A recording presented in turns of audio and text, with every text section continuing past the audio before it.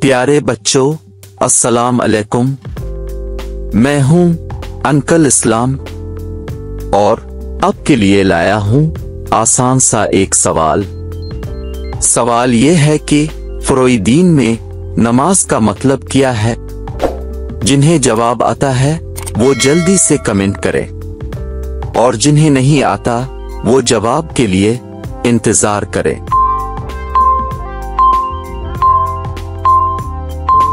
जी तो प्यारे बच्चों, जवाब सुनने के लिए रेडी हो जाएं। नमाज फारसी जबान का लफ्ज है जिसे अरबी में सलात कहा जाता है, जिसके मानी है खम होना, परवरदिगार की तज़ीम और तकरीम के लिए सर झुकाना और बंदगी और इताअत का इजहार।